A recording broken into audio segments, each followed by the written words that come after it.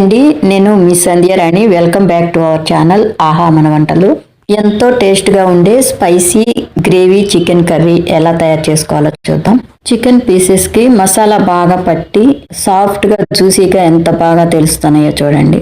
లైట్గా ప్రెస్ చేస్తే కూడా బోన్ నుంచి పీసు విడిపోయి ఎంత జ్యూసీగా కనిపిస్తుందో చూడండి. వింటర్లో చికెన్ కొంచెం స్పైసీగా తింటేనే బాగుంటుంది. అన్ని ఇంట్లో ఉన్న మసాలా దినుసులతోనే ఈజీగా టేస్టీగా ఈ చికెన్ కర్రీని ఎలా తయారు చేసుకోవాలో చూద్దాం. మొదట చికెన్ పీసెస్ని 3 times బాగా శుభ్రంగా కడిగి తీసుకోవాలి. కేజీ చికెన్కి 3 స్పూన్స్ కారం, ఒక 1/2 స్పూన్ పసుపు, 1.5 స్పూన్ కల్లుప్పు వేస్తున్నాను. ఒక 3 స్పూన్స్ ధనియాల పొడి, మళ్ళా కొద్దిగా ఆనియన్స్, ఒక 1/4 కప్పు పెరుగు, మళ్ళా అల్లం వెల్లుల్లి పేస్ట్ ఒక 2 స్పూన్స్ వేసి, ఒక 2 స్పూన్స్ ఆయిల్ కూడా వేసి అన్ని కలిసేటట్లు కలుపుకోవాలి. వేసిన కల్లుప్పు కూడా బాగా కరిగి వేసిన మసాలాలు అన్ని ముక్కలకు బాగా పట్టేటట్లు కలుపుకోవాలి. ఒక 1 hour వరకు మూత పెట్టి పక్కన పెట్టుకోవాలి. లోపు మనం మసాలా రెడీ చేసుకుందాం.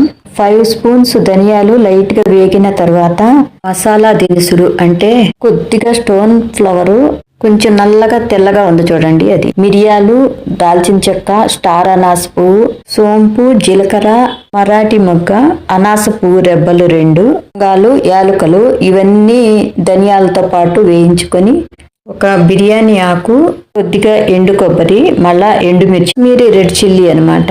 వీటి మూలాన కర్రీకి మంచి కలరు ఫ్లేవర్ వస్తుంది.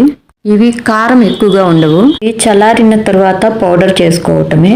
స్టవ్ పై ఒక పెద్ద పాత్రను పెట్టి ఒక 5 స్పూన్స్ వరకు ఆయిల్ వేసుకొని లైట్ గా మసాలా దినుసులు అనమాట, దాల్చిన చెక్క, లవంగాలు, మరాఠీ మొగ్గ, బిర్యానీ ఆకు, స్టార్ అనాస పువ్వు, ఇంకా కట్ చేసిన 2 పెద్ద సైజు ఆనియన్స్ అనమాట, వాటితో పాటు కరివేపాకు, కొంచెం టర్మరిక్, తర్వాత ఒక 2 స్పూన్స్ అల్లం వెల్లుల్లి పేస్ట్ కూడా వేసి, కొంచెం వేగిన తర్వాత ఒక గుప్పెడు ఆకులు, కొద్దిగా కొత్తిమీర కూడా వేసి వాసన పోయే వరకు వేయించుకోవాలి.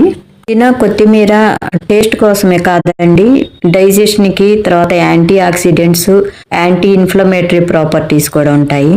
ఇప్పుడు ఇవంతా కొంచెం చల్లారిన తర్వాత నున్నగా పేస్ట్ చేసుకోవాలి. ఇప్పుడు అదే పాత్రలోకి కొద్దిగా ఆయిల్ వేసుకొని మనం మ్యారినేట్ చేసి పెట్టుకున్న చికెన్ మొత్తాన్ని ఇందులోకి వేసుకొని కలుపుతూ వేయించుకోవాలి. కొంచెం సేపు కలుపుతూ వేయించుకున్న తర్వాత మీడియం ఫ్లేమ్లో కొంచెం సేపు మూత పెట్టి మగ్గించుకోవాలి. పెరుగు, చికెన్లో ఉన్న వాటర్తోనే చికెన్ పీసెస్ చక్కగా ఉడికిపోతాయి. చేసి పెట్టుకున్న ఆనియన్స్, పుదీనా, కొత్తిమీర పేస్ట్ని కూడా వేసి కలుపుకొని మళ్ళా మిక్సీ జార్లోకి నీళ్లను పోసి తొలిపి ఆ నీళ్లను కూడా పోసుకొని టమాటోస్ 2 పేస్ట్ చేసి అది కూడా వేస్తున్నాను. కలిసేటట్లు ఒకసారి కలుపుకొని మూత పెట్టి మగ్గించుకోవాలి.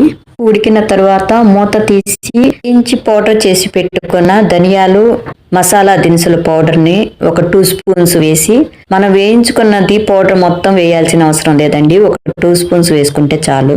మనకి కావలసిన చిక్కదనాన్ని బట్టి ముందే వేయించి రెడీగా పెట్టుకున్న వేడి నీటిని కూడా పోసి బాగా కలుపుకొని పెట్టి కొద్దిసేపు మగ్గించుకొని కొద్దిగా కొత్తిమీర చల్లుకొని డిష్ అవుట్ చేసి సర్వ్ చేసుకుంటే yummy spicy tasty chicken curry ready అయిపోయిందండి. మరొక మంచి రెసిపీతో మళ్ళీ కలుద్దాం. Thank you for watching.